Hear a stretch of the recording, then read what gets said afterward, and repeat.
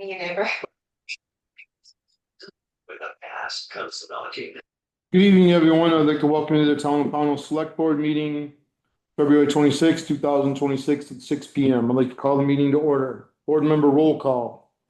Arnold Strohmeyer. Jeannie Alexander. Mike Gardner. Jamie Percy. Everyone rise for pledge of allegiance, please. Pledge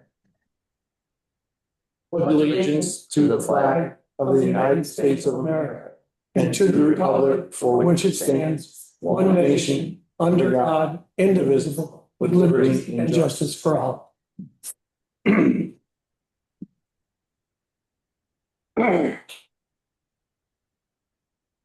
of the agenda. Get a couple changes. A couple additions. We need to add Stewart's liquor license and tobacco license. We need to add adopt town road and bridge standards from the state. We can put that under, after number 9, put it as 9A. That's right. And then 8, we need to make, we left out a word, it should be integrated forest management plan review and possible action. I'll entertain a motion to approve the agenda with the changes. I'll move to approve the agenda with the changes. I'll second it. Any more changes or discussion? All those in favor? Aye. Aye. Public comments. Can you just, would you just come up to the table, Don? Seems like people hear better when they're up here, sorry. Yeah, anywhere, that's fine. And I apologize, but after I speak, I have a child who just had a birthday that we're taking out, so.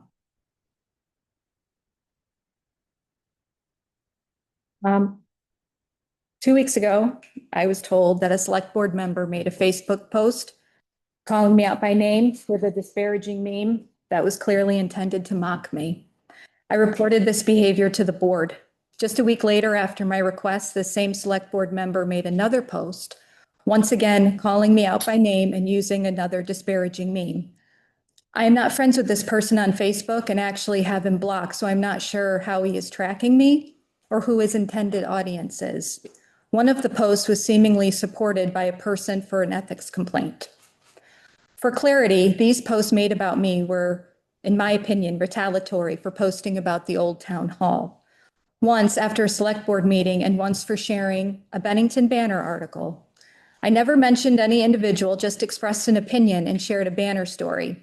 For that, I was targeted by an elected official. I understand that this select board member also believes in free speech. If that's true, why hide behind saying you did it as a private citizen? What hours of the day are you all elected officials?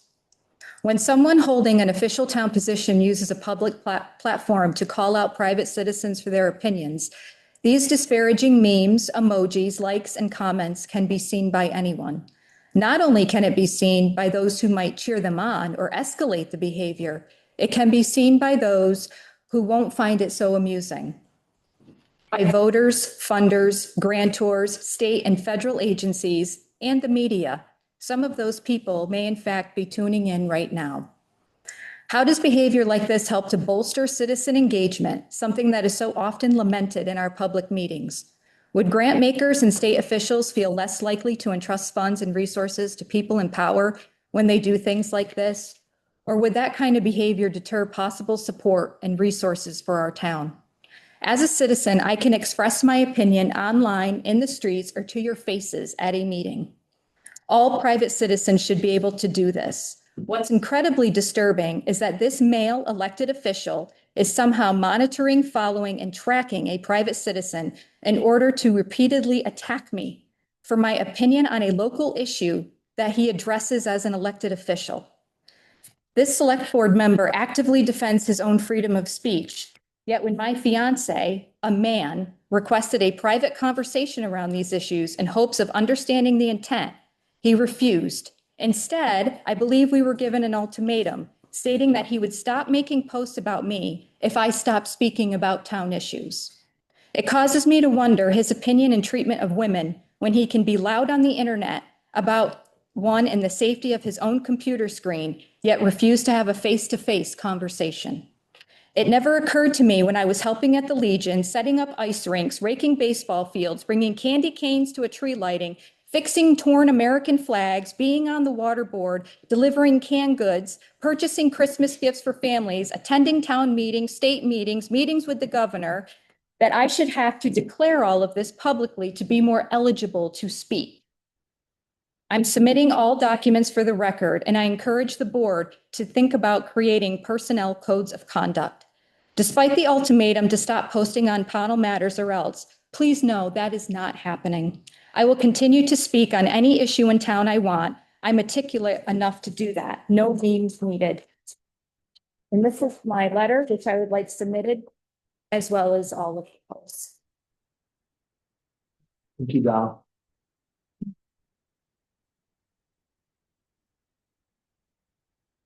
Other public comments? Do you want me to come up there? Yes, please. Yeah, you just, somehow it doesn't. Happy to be on camera with my hat, my team sweatshirt. Jenny Dewar Pownell. I'm not friends with the person who just spoke. In fact, we have a history of not being, really not being friends. However, she is a constituent. I used to sit on the select board and never, ever would I have posted on Facebook her name and complaining about her having an opinion about the town, because every constituent is allowed to have an opinion about the town. Our president has shown that they can say whatever the hell they want, and you guys can too. And no personnel policy will stop a select person from doing that, because you can do whatever you want. That's true. Town staff should not respond or like these kinds of posts or smile and smirk at me when I'm telling you that. So, yes, please, it's not a back and forth. So I'm really disappointed. I think that Pownell and our board is better than our national government. And please don't follow his example, because it's immature, it's childish, it's uncalled for. And then the other thing I'd like to say, and I respect that you have an opinion. Sometimes we have the same opinion and sometimes we have different opinions. On this one, we happen to have the same opinion. She's allowed to voice it. Yes, there's no speech. Don't respond to me. Yes, you are allowed to respond. I would ask you to stop doing that. And she can continue to post, because we are in a country where free speech and commenting on how our government operates is our given right in this country. You all stood and pledged allegiance to the flag. Please respect that. The other thing I just would like to say is, Mike and Jeannie, thank you for your participation in the forum. I hope to see you both sitting here in 2 weeks or whenever the next meeting is. Thank you.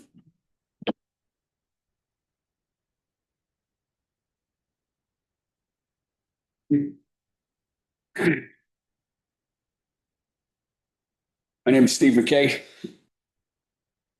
I don't want to reiterate the same thing, and I don't think I could say it as eloquently as Donna did, but I will tell you that I think there's a different level of professionalism that's required for an elected official. When I was on a submarine, we would go into a foreign port and we'd be briefed that anything that we did was a direct representation of the United States. So when we got off that boat, we made sure that we were squared away enough that we weren't going to get in trouble, because it would be all over the paper. Submariner did, X bad thing. And I think there's something to be said to compare that professionalism that's required from an elected official.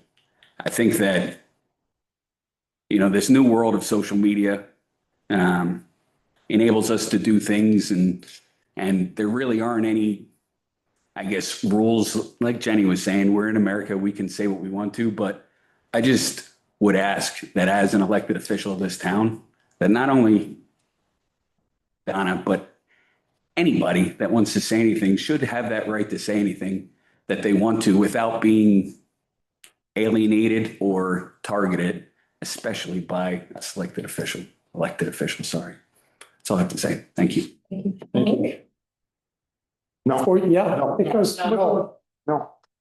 There's. I can talk as a private citizen, can I not? No back and forth. No, I'm not. I want to, no, I'm speaking my. Carl, I'm the I wanted to say chairperson of one- this meeting right now. Okay, so you're not gonna tell anybody or any other select board member, no, they can't speak. No, I That's didn't my mean- job. my I'm in apologies. charge right now. Jenny. Okay, I apologize. Carl, thank you. I'm in charge right now. So Just one real quick, before you leave. I just, I want to add one last thing. There is no difference when you sit on a select. You are always representing the town. You are always a select person. You never get to be a private citizen if you have decided to be a public official. It's one or the other. If you want to be a private citizen, get off the board and do that. Thank you. Carl, if you want to speak as a I want to say member of this, the public, I want you to make sure that I'm Carl Stonemeyer, speaking as a member of the public. Mike, was that the agreement when I talked to you and Steve? I'm not gonna get into a back. No, because that wasn't an error, so This is, unless you said that. that's not what I said, but that's not, I'm not gonna get into that right now. That is, All right, this is all right. public comment.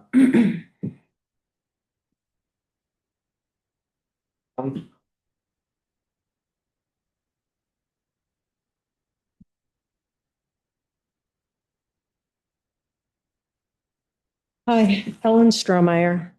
And I did have some things written up, but now they have kind of detoured, so. First of all, I am an elected official and I do understand where some people are coming from. But you're right, as an American, as this is what you guys are all saying in here, the past three people that have spoke. We are Americans and we have a right to be off the clock. When you're off the clock and you're on your own, in your own private space, you are your own private person unless someone calls you for something to do with the town of Pownell. When you are home and off the clock, you are off the clock unless someone calls you. You have a right to be a private citizen. No matter what anybody says, you have a right to comment. You have a right to speak. We have a right in here, even in a meeting, to say something if we wish. It doesn't matter if you're elected or just a citizen on the street. We all should be treating each other equal. There would have been no issues if some other stuff was not posted on a private page that is administered by the person that was trying to file the complaint. There was some really, it wasn't just about the old town hall. There's other things that go on there that we're all blocked from, but we still see them because people can copy and paste. So when you're making it a complaint and you're saying you're doing so much good, which she has done plenty of good, watch what you say because we see what you post. Because people copy and paste and put it and show us other people that are on her site and allowed to speak. And that's all I have to say. Thanks very much, guys. Thank you. Jim has had his hand up. Yeah, Yep. okay. Jim?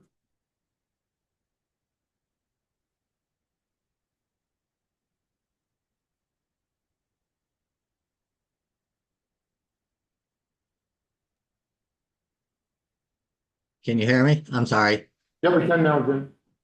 All right, thank you very much. You know, I wasn't going to speak up until the last speaker. I respect what Ellen kind of just mentioned, but at the same time, I do have to say that public officials really should not, whether it's private time or not private time, speak up about citizens. It is not a public, it is not a private site that the Pownell matters. And I'll mention that if no one else wants to. That is a public forum out there that anyone can speak and state their purpose. But going to the point of being in a public meeting versus a private person, I have seen in a couple of meetings where certain select boards members or a member has stated that he did not want to vote for a certain quote for a bid that has come into this town, and tried to abstain. But at the same time, it did come out and reveal that he mentioned in public, as a public select board member, that he did not like that company and preferred not to vote for the situation. And I thought that at that time was very disturbing, but I kept it to myself. But now that all of this has come out, I have to say, I did not feel that was necessary as a public officer in a public meeting to voice an opinion personally, in my opinion, about a company that was placing a bid against a town contract. Thank you very much. Thank you, Jim. I do want to clarify one thing, Jim. Pownell Matters is a private group. It is not a public group, and the town of Pownell has absolutely nothing to do with Pownell Matters. That is a private group with private administrators. Okay, I apologize. I mean, That's fine. I just want to make sure that's clear, Jim. That's all. yeah, no, that's fine. Yeah. I have a public comment. Do we have any other? Go ahead, Tara. So Monday, March 2nd is town meeting at 7:30 PM. It's at the school, like it usually is, but there have always been questions about where you can view town meeting live. As I think we stated last year, or Cat TV has informed us that Facebook made it like impossible for them to cover multiple live events simultaneously. So they wanted to make folks aware of where they could see it. An exciting new development is the Cat TV mobile app. So you can download that on an Apple, Android, or Roku, and then you search Cat TV Bennington. Or if you'd like to watch it live, there are 4 options. Comcast cable locally, Cat TV channel 1095. Cat TV YouTube channel, that's youtube.com/Cat TV Bennington. These are also posted on our Facebook and on our website if it's confusing the way I'm reading them. The Cat TV website live stream hub, which is catamountaccess.com/stream hub, and Cat TV mobile app, which is a download for the app, like I just explained. Right. And the only other announcement is that we are still planning to do the gathering on election day at the Old Town Hall. I've had Carl made a donation, and I will be donating lots of time and sort of money to that. Ellen's helping me with cooking, baking also, so we should have plenty to eat. Hopefully we have lots of people stopping for conversation and light refreshments. Thanks. That's all I have. Do I have any other public comment? Okay. Approval of minutes of February 12th, 2026. So move. Second. Any corrections, additions? Questions? All those in favor? Aye. Accounts payable February 20th, $18,304.38. So move. Second. Any questions? All those in favor? Aye. Accounts payable February 27th, 2026, $39,986.09. So moved. Second. Any questions? All those in favor? Aye. Aye. Payroll February 20th, $12,378.62. So move. Second. Any questions? All those in favor? Aye. Payroll February 27th, $13,919.08. So move. Second. All those in favor? Aye. Okay. So the integrated forest management plan review and possible action. Anyone want to join us at the table too? Sure. So it's easier to hear if anyone have to see.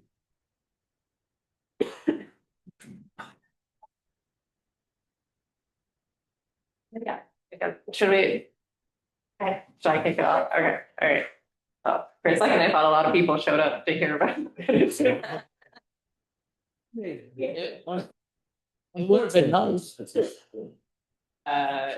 Well, I made a little presentation just to go over the changes since the last time we saw each other. So would you just introduce yourself? Oh, yeah. We know who we are. Yeah, Tessa McGann, County Forester. I work for the Department of Forest, Parks and Recreation for the state, and I'm County Forester serving this corner of the state, Southwest. Thank you.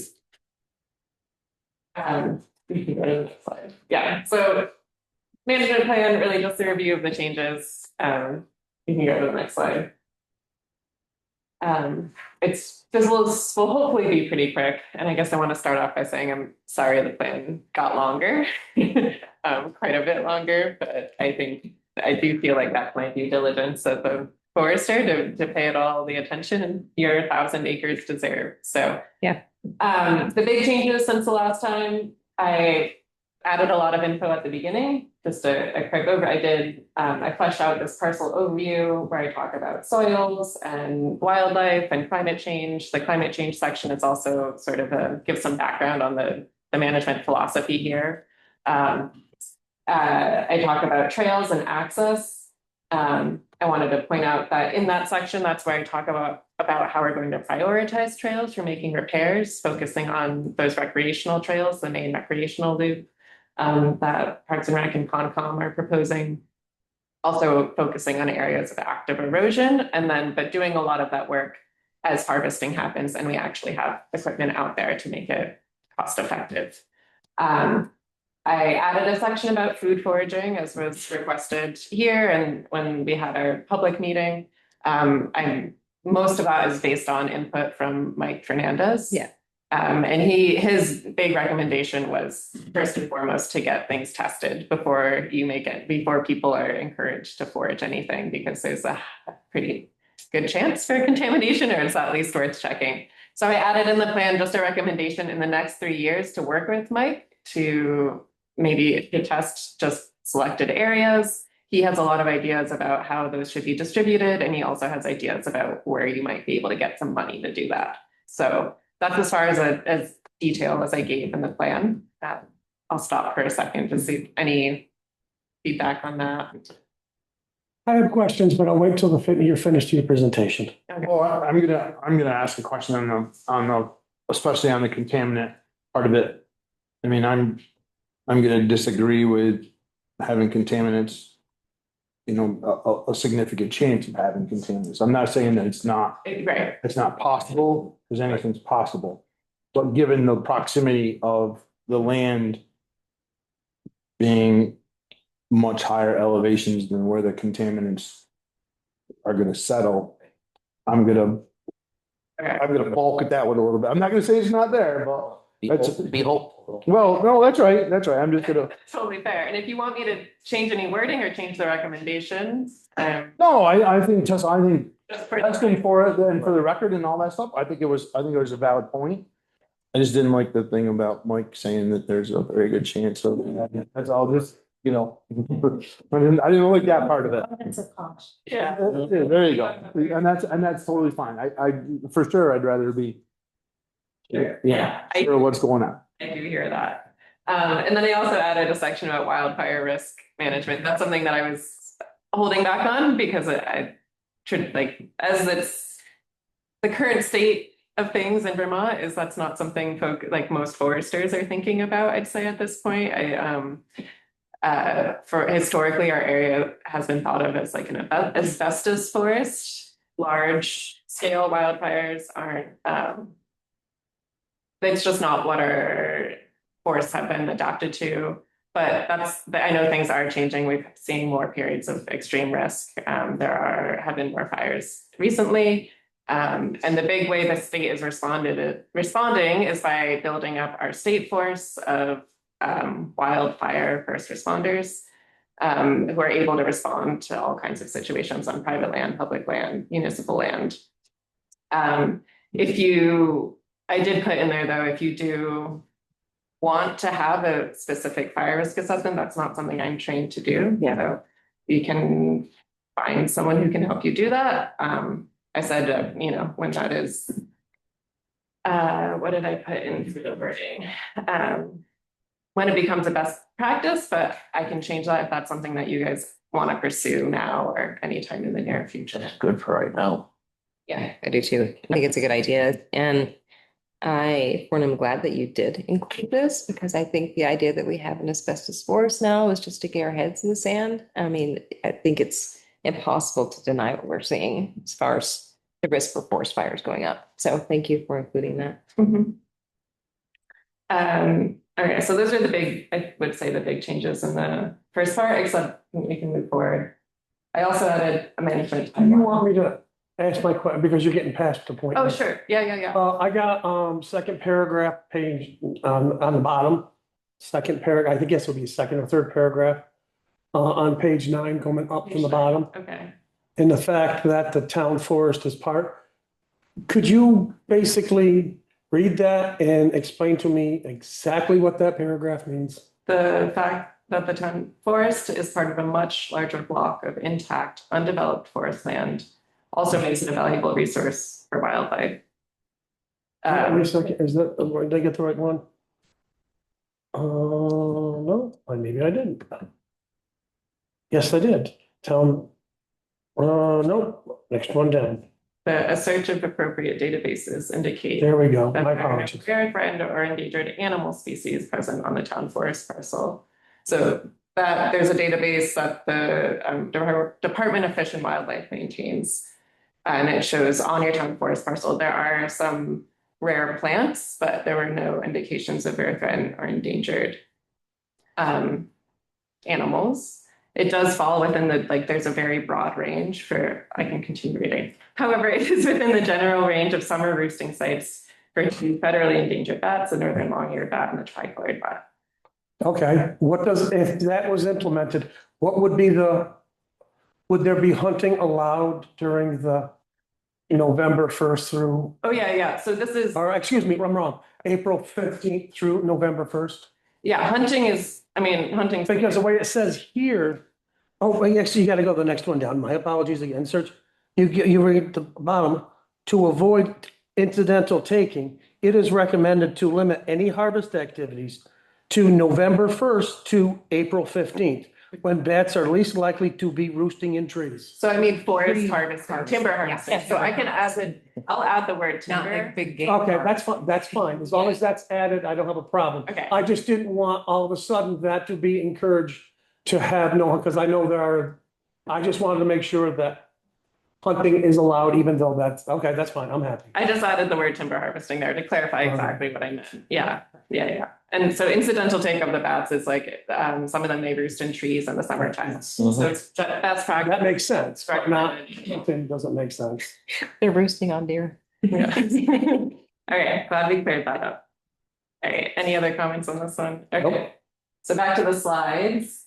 The other big thing in this introductory section is the timeline, which based on our last conversation, we talked about staggering it out and starting with the area that is most achievable where we actually have access at this point. So that's essentially what I did.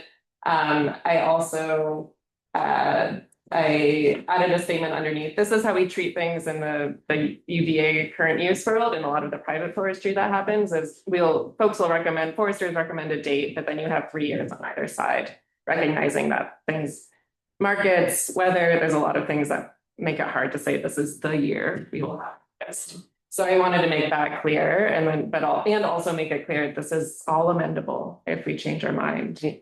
So that all sounds good. Yeah. Okay. Next. Oh, I just had some pictures. So this one, you can see how steep the forest is. You can go to the next slide. I just threw this in for a little break. Just more pictures of your beautiful forest, some really big trees, the various variations of habitat. Okay, we can keep going. All right, so within the stand summaries, that's kind of what I see as the meat of the plan, stand by stand, breaking it down. The big things I changed for stand 5, which is both accessible and has a lot of sugar maples. You wanted there to be the possibility of tapping those for community use, educational use, not for private commercial use. So I added that in as a possibility. But I wrote it in such a way that if the community decides, okay, we're ready to do that, I would want to be consulted to write add some guidelines about.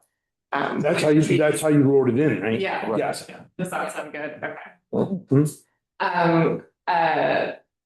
I acknowledge the recreational trails on in different stands, that yellow loop. That's what Nate came up for, is like the aspirational recreational loops. So whenever that passes through a stand where there's going to be a harvest, or where I prescribed a harvest, I acknowledge that, we'll work with the recreational groups to make sure that those trails aren't impacted negatively. If anything, they'll be improved.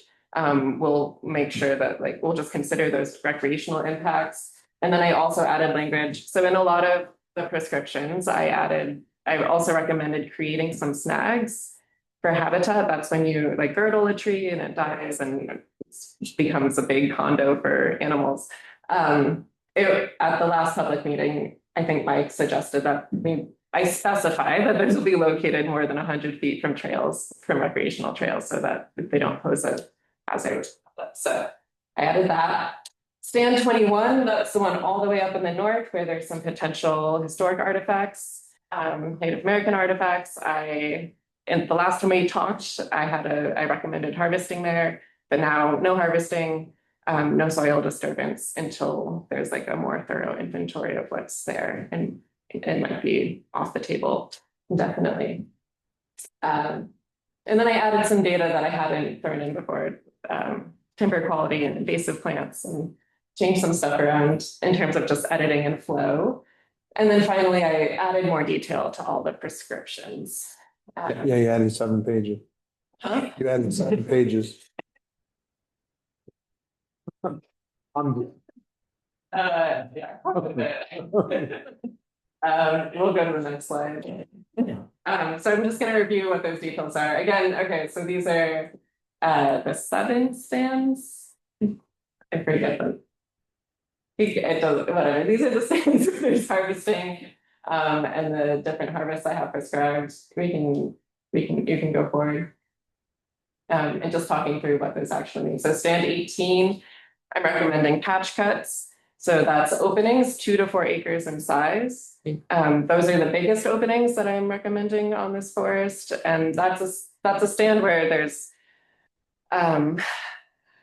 that's something I recommend when there's not a lot of vigorous, happy trees to work with that we want to tend into the future. That stand, there's a lot of really diseased beech that is already declining. It's in pretty poor shape. There's a lot of white pine that's declining. How do you deal with the beech? And I know beech, once you cut it, it ends up like being a weed. How is that? How do you end up not having it so much of a weed? So part of it is when you make these larger openings. Yeah. So a big problem with beech is very shade tolerant. So when you're making little openings where there's still a lot of shade, beech does very well. It outcompetes other species. Smaller openings, it's also easier for deer to come through and eat everything that they like to eat, the maples, the oaks, the cherry, and they leave the beech because they don't like it. So that adds to that dominance of beech. These larger openings, we actually see greater generation of more of a diversity of species, which is why I'm recommending them in this stand. Also towards the north, this is a stand that's further to the north where there is heavier deer browse, which is another reason why I'm recommending it be bigger groups here. I really am interested in getting the next generation and a diverse generation of trees started in this part of the forest. Within these openings, I'm planning to leave any snags, any wildlife trees. It's not going to be completely open, but it will be the most dramatic openings.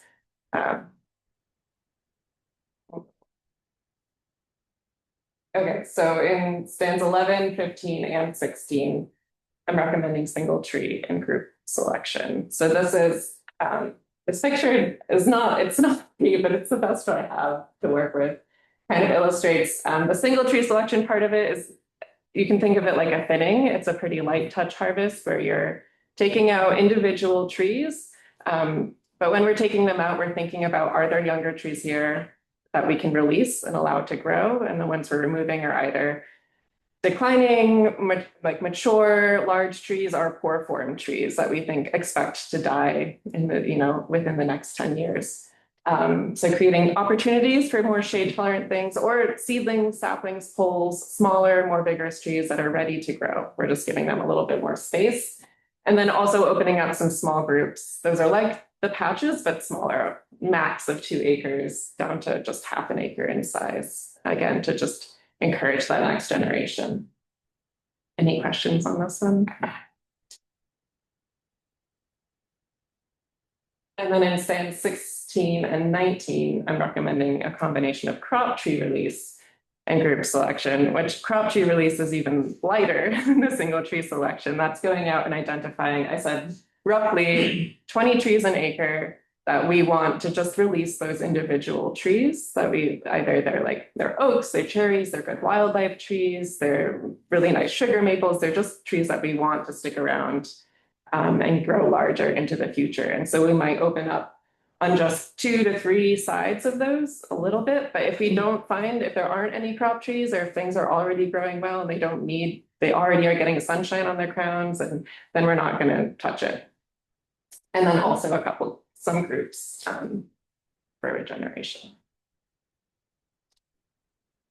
And then finally, stand 4 is the odd one out.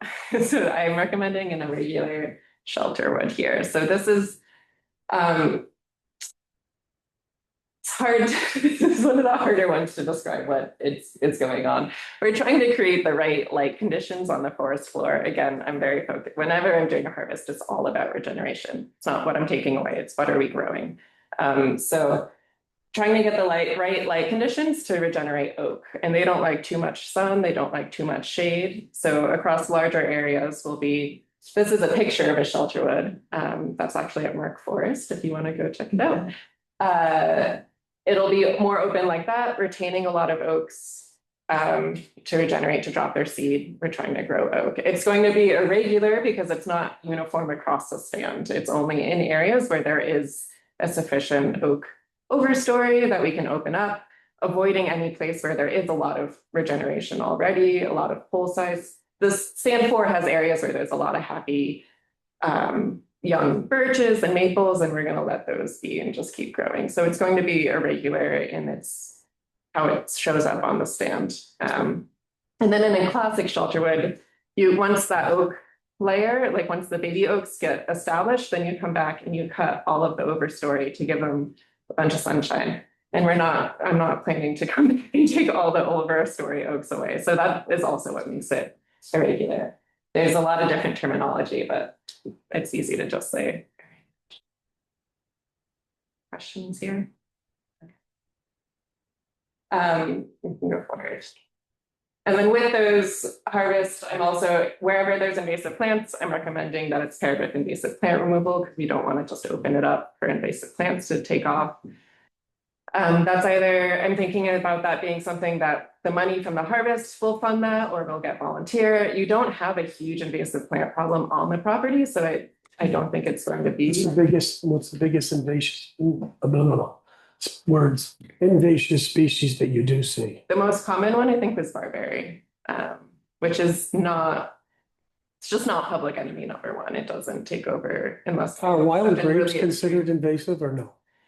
That's. Because I've been on both sides of that, but. And that's, I think a lot of people are on both. They're great for wildlife. Like they genuinely feed wildlife. But when you're doing timber management. They can can also strangle trees. Yeah. So I tend not to view them again as like public enemy #1. But if they're becoming super dominant and taking things down, like cutting some off at the base, just like reducing the population, I think is fine to do. Yeah. I did notice there weren't a ton of invasives noted here. I was surprised by that. Most of them are like more towards the north and their southern half. It's good, but we want to keep it that way. So I have it all called out. And then I mentioned this before, but with every harvest, I'm recommending some additions of large wood on the ground or some more standing dead wood. These are coming from wildlife experts and forest resilience experts. These are just conditions of older forests, and we think conditions that confer a lot of resilience and wildlife benefits to have big dead wood. So I'm just upping that a little bit. Would that be more of wood just laying on the ground, or would you be talking about pushing? Because I see some places they do I have a better word of it, and just take the wood and push it up into they like make structures. Yeah, I would just lay on the ground. okay. Yeah. That's it for that's what I added in terms of harvest prescriptions. Okay. I added this again to remind you of what the timeline was, so I don't. And then at the end, I couldn't help myself. I added a glossary. I added all my references, and then I wrote up summaries of all the invasive plants and pathogens just for more information. And then you have so many natural communities on this property, which is really cool. So sorry, but I added so many natural community in case someone's going through and is like, what does that mean? You can get a little more. I appreciate it. I appreciate your attention to detail. I appreciate your additions to this. I think it's great. I mean, I want people who have questions, they want to know more about our town forest to be able to look at this and like really get a lot of information and get their questions answered before they're even asked. You know, I mean, thank you. Yeah, thank you. Anything you guys want to see different? Nope. Nice. A lot of work into it. All right. We appreciate it. I know we need Don Campbell's approval, but I'm hoping. So Jen spoke with him today. Yeah, I just, so Go the ahead. forest management plan is an appendix as part of the integrated management plan. We did circulate, I think just 5 changes that we are proposing to the integrated management plan, taking into consideration your feedback from the last meeting. I don't have a presentation on it, but it was circulated to you ahead of time. We just go over a couple of them. We added, folks can request permission from the select board to engage in small maple sugaring operations, and Tessa also added that in the forest plan. We initially had hunting restricted to turkey and deer seasons, and we removed that, so we just have that hunting is permitted in compliance with the laws of the Vermont Fish and Wildlife Department. We'll have information about that posted on the kiosk. We added that we will seek to work with Concom, VLT, and the county forester because there's an interest in having an ADA accessible hunting blind. So we added that we'll work on that. And then let's see. It's recommended that we consider working with different stakeholders on a safe and legal place for people to ride their ATVs as an alternative to the town forest. And then finally, one other small item about horseback riding, that after we had our initial discussion, we got feedback that the trail, it can be dangerous for horses. There's a specific kind of trail that's usually prescribed for horseback riding. And so we'll engage with folks that are more expert than us at this and solicit their input and explore the viability of that in the forest. So those were the items that we added to the integrated management plan. As Tara mentioned, the Vermont Land Trust also has to approve the integrated management plan. And I was able to talk to Don Campbell, who wasn't able to join, but he asked me to convey that the Vermont Land Trust, approves these changes and the integrated management plan as proposed. And so tonight we're hoping that the select board will adopt and approve the integrated management plan and the forest management. So first, Tessa, I want to commend you on your forest management plan. From my standpoint and my opinion of what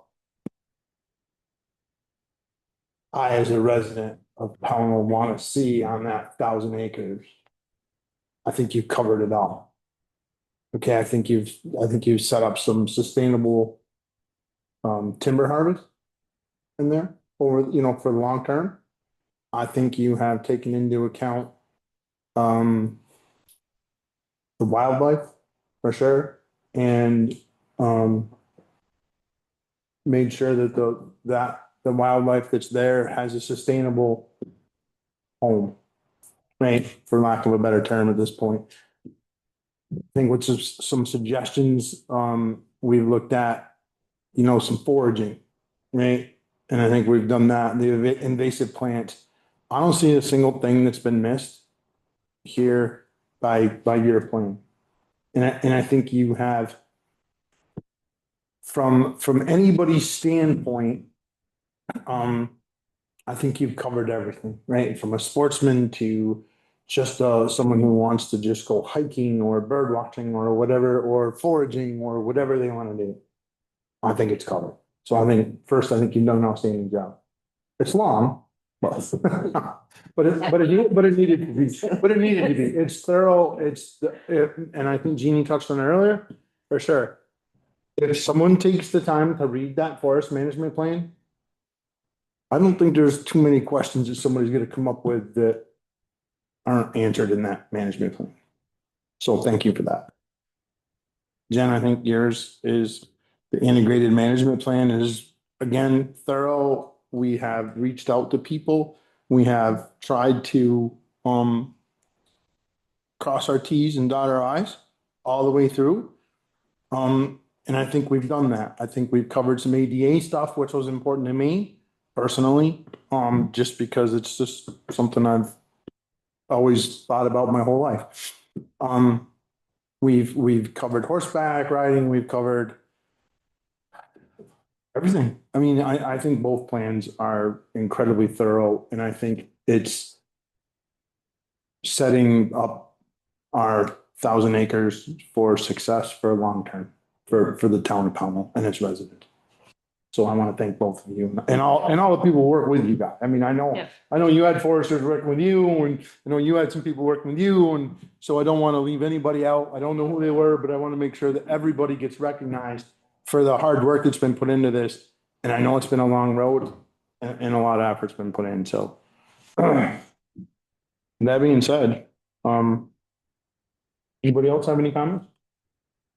I would, but I can't speak. I'm losing my voice completely. But thank you. And thank you. So what's the board's pleasure? I would move that we accept the integrated management plan and the forest management plan as presented tonight. I'll second that. Any more discussion? I don't. All those in favor? Willingly. Thank you. And thank you so much. Yes, thank you both so much. Lost. In your group. Seriously. In your group. We have, So much. we do it together. Oh, we can do it together. Okay. We did it together. Yep. Perfect. Oh. Thank you so much. And all of your people who work with you. Yeah, thank you. That's a great job. I'm good, right? Yeah, you're Okay. Thanks, Tessa. Jen's getting on. She's You're better than I am. She's got more. Okay. Warwick Grant Green Acres expense discussion and possible action. So we're looking to hire this organization called Green Acres out of Berkshire County. We need to have some additional work done to the initial lower loop that was established. There's a pretty steep decline if you were to hike it on the way up. So we need to address that and widen some areas and do some other work. Green Acres is similar to Vermont Youth Conservation Corps. They're out of Berkshire County. They have a slightly different approach. They engage teens and young adults in meaningful work in environmental conservation, sustainable farming, natural resource management, and vocational skills building. Their trail crews maintain existing trails, build new trails. The local regional conservation organizations, their farm and food justice team stewards April Hill Farm and works with local farmers, learning animal husbandry and organic agriculture, and they promote food justice through community work and advocacy. So they are available to host a crew during school vacation. And basically what they attempt to do is hire a youth crew from your local community. So these are 15 to 18-year-olds that are paid for the week of work. And, they learn these skills, these trail building skills. So, we've already had some initial conversations with West Vermont Tech. And so if the select board approves us moving ahead with Green Acres, we will look to advertise this within the community. They're working for the town of Pownell. They're working for the Green Acres organization. But they, like I said, they like to hire local youth, for their work in different communities. What else? I can see. Can I just add that we do have the money in the budget for the VORC grant? Yes. For the Greenagers costs. Yes. Do we have an estimated cost? Yes. Just curious. Yes, it's the same cost as Vermont Youth Conservation Corps. They have the same charge. Yeah. Do you want me to say it? Yeah, that I saw this here. It's $8,000 100. for the week of work. Okay. Yeah. How many people is that? It's a, Just roughly, I mean, it's, sorry. sorry, it's a. No. Stuck right there. Youth, and I believe 2 supervisors. So it's 8 people to do the work. They do come, highly recommended, and I did reach out to a couple of their references, and I did hear back from one, and it's just like glowing. That was gonna be my question, is if we've sought recommendations and if we have seen any of their previous projects, because the idea I absolutely love. Yeah. They're planning this the week of April vacation, The week of April vacation. weather dependent, as long as the snow's gone. Specifically, can you talk a little bit more about what they'll be addressing again? I know, like, So there is a trail that was established, part of the work with Vermont Youth Conservation Corps last summer. It's what they're calling like the lower loop. And there is a very steep descent at the initial point where you enter that lower loop. And so I believe that they will be adding some stairs. It is in the scope of. okay.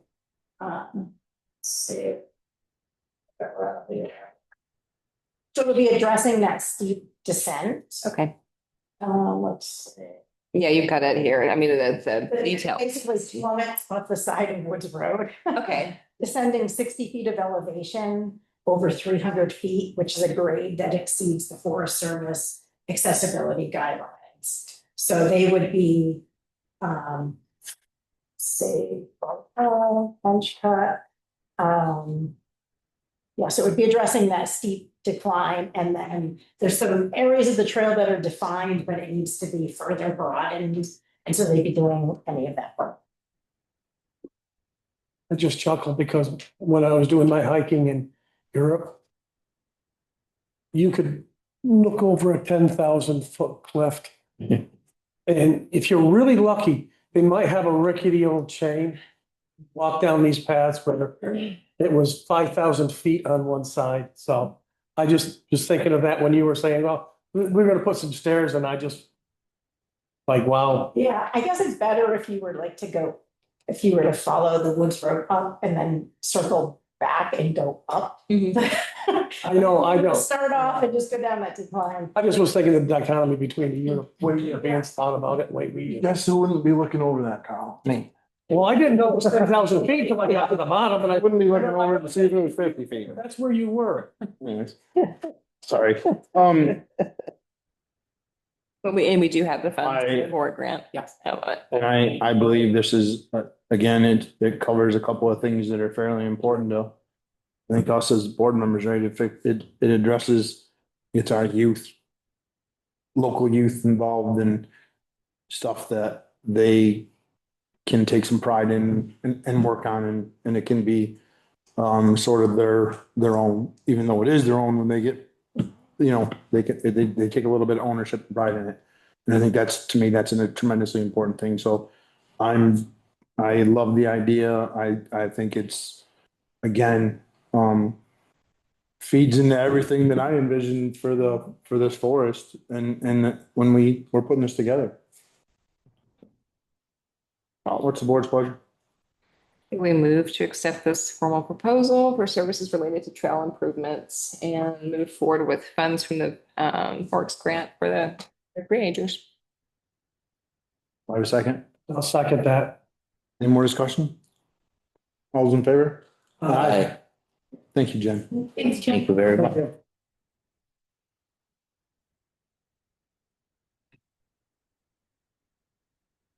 Okay, we need to approve Stewart's liquor license and tobacco licenses. We have a second class license, a tobacco substitute, and a tobacco license. Make a motion that we approve Stewart's second class liquor license, their tobacco license and tobacco substitute. I'll second the motion. Any discussion? All those in favor? Aye. Adopt the town road and bridge standards. Everyone saw that from Joel? Yep. That's it, basically, it's a formality that we do every year. Yep. And I filled the form out, just as it was last year. It's here. It's your pleasure. Make a motion that we adopt the road and bridges. Second that. Any discussion? It's the state Yeah. Standards. State standard, that's right. Class 2 bridges. All those in favor? Aye. Okay. Public comment. Jim? Is it still up or? No, he just put it up. Oh, Jim? oh, excuse me. Hello, people. Jim Kosis, Mason Hill Road. First of all, I'll just start out, but I know this is a legal issue, so I don't expect you to comment at all. I just wanted to say I'm very concerned with the where we've ended up with the church property. I'm very confused from the start of what the reasoning was for sending a letter to the church to kind of say that the town owns the church and owns the carriage house, and come to find out that there was a deed that Carl was able to find. I'll give him credit for that. That the carriage house was deeded individually to the church, and we're at the point now of legal fees going back and forth. And I'm just concerned that we're at the point of the church defending themselves and the history that they know of and that they have documented. And I just feel that I'm, as a town resident, feel more secured with their credibility of the information that they're sending. I do not have any credible information that the town has even presented within the documents that I've seen within the courts. Basically, everything has been denying the church with whatever they come up. I'd like to just read one thing in the answers to amendment complaint that the courts was received from the town. Is a majority of them are basically quote unquote defendant, being the town of Pownell, is without knowledge or information significant to form a belief as to the truth of the advertisement in paragraph such and such of the complaint, and therefore neither admits nor denies the same, but leaves plaintiff to its proof. And I think that kind of portrays the whole situation, where I don't think the town has really come forward and stated why they have always felt that the church has not been the owner of that building, and why the town feels that it is the owner of that building, but is unable to prove it in any way. I understand that there's possibility that it is in mediation now. I hope the church prevails because of the lack of information that the town is willing to document or put out there towards their decision to go after the church. And I I am voting against the general budget because you guys have not been transparent with this whole situation of really why you are going after the church. And I don't feel my tax dollars will or should be used without you guys being a little more forthwilling with information to the townspeople prior to it going into litigation. Unfortunately, I have to give the church a lot of credit based on the initial letter that was sent to the point of them having to say, you know, we need, or the church needs to protect themselves from the long-handed town trying to take over them. And I'm sure there's something that can be worked out. And I hope that the town will put something forward to have it worked out, but I do not believe my tax dollars anymore should go towards this legal situation until you guys can put it to a halt and come out and exactly say what you feel is the reason this all came about and why and how we cannot be administrated better than just attacking the church and saying, and unfortunately, I want to just use, you want to take over the church.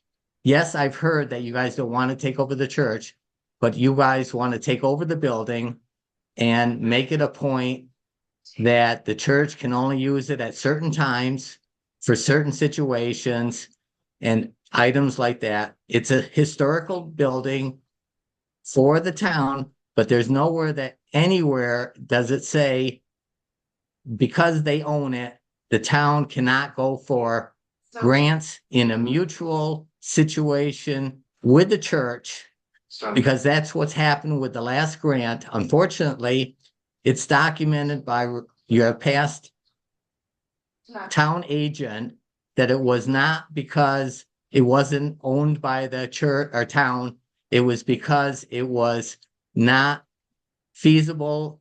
There were too many different other funding groups that came in and they could not give the money to the church. I'm sure if Can you our summarize for executive, us, Jim, please? pardon?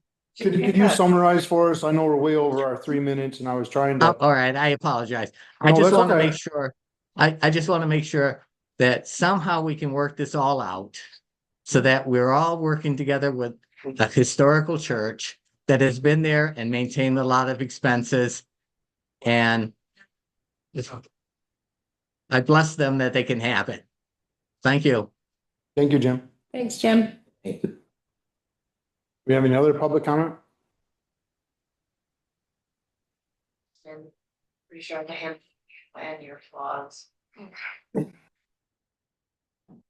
No other public comment? Yeah, you can public comment, Hannah, sure.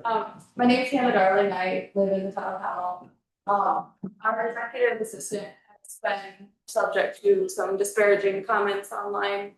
And she still comes in to work every day with a smile on her face, putting the town first. And I just want to commend her for that. I know it's not easy, so I'm just proud of you for doing that. And there was a comment made about sexism earlier with a select board member, and I just want to say, and I think every woman in this office will agree with me, that that select board member has been nothing but professional, kind, respectful, and supportive of us. So I just want that information to be out there as well. Thank you, Hannah. Thank you. Thank you, Hannah. Thank you. We don't have any, we didn't have on the agenda tonight for officials reports or comments. So I'm going to say it under public comment. And it's going to go to the social media part, and actually kind of giving me a few minutes to think about this. Unfortunately, social media has taken over not only our town, but our country. And it's really easy to take a text message, an email, a post on a social media outlet, Facebook, Instagram, whatever. I don't get involved in a lot of that stuff personally. And I think that we have lost the ability to confront or confront's not the best word to use here, but to engage with another person face to face or in a small group. And it's very easy to attack somebody on social media or in writing. And it's very easy to take things out of context. And I don't think that, some things weren't taken out of context, but I just think it's really easy to do that. I believe in freedom of speech 100%. There's no doubt about that. That's what our country is based on. But I also believe on freedom of speech both ways. I believe in people being able to form an opinion on things. And just because you form an opinion doesn't mean your opinion is law. The opinions that you have or you form are just that. They're your opinion. And when someone has a differing opinion than you, why do they become a criminal? Quote unquote, right? Why is that something that we're going to engage or confront or attack or go after somebody because they form an opinion? That's what we're based on. We need to stop that. This town needs to stop that. We need to work together to become a better place for everybody, for our kids, for our grandkids, for people who move into town, families, whatever. It doesn't matter. Vacationers, second homeowners, doesn't matter. And we need to be a little more neighborly. I've had some tragedy in my life in the last couple of weeks. I wouldn't want to live anywhere else. I couldn't hand pick somewhere else to live. People come together. You may not buy each other coffee at Stewart's or Dunkin' Donuts or wherever out there in the world. When you see somebody, you may be in Walmart and you may avoid a checkout line because there's somebody there that you didn't like. But I can tell you in the last couple of weeks, people in this town have come together incredibly. And at least for me, and it's just, I wouldn't want to live anywhere else. I really and truly wouldn't. And I just think that that's just how we all should try to live every day. You just never, tomorrow's not a given. That's for sure. So.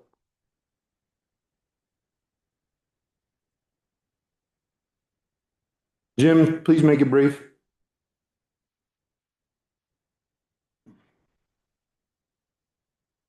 Jim?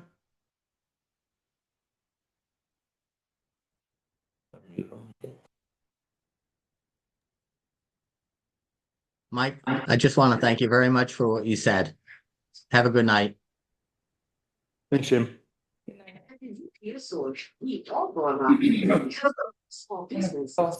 Reminders about the gathering at the Old Town Hall on Tuesday for Election Day.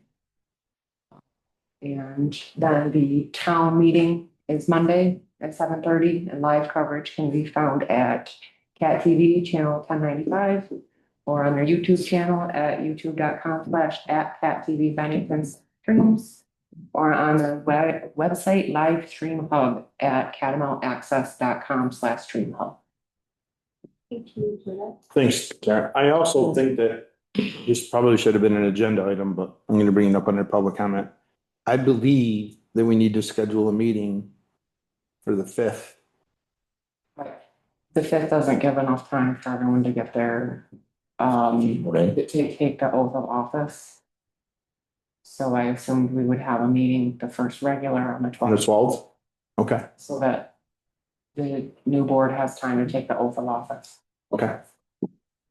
Because I was thinking the 5th also, but. I know, because we got into that last year, but, okay, fine. So the next regular board meeting will be on the 12th, March. Any other public comment? We do not need the proposed executive session, but I am gonna read a statement pertaining to that executive. The town of Pownell recently received an ethics complaint concerning two town officials. In accordance with established procedures, the complaint was forwarded to the town's alternate ethics complaint recipient, and an investigation was initiated. After consultation with legal counsel and careful consideration under the statewide Code of Municipal Ethics, it was determined that the allegations do not constitute a violation of the standards set forth in that law. Accordingly, no further action will be taken at this time. Entertain a motion to adjourn. I'll second that. All those in favor? Aye.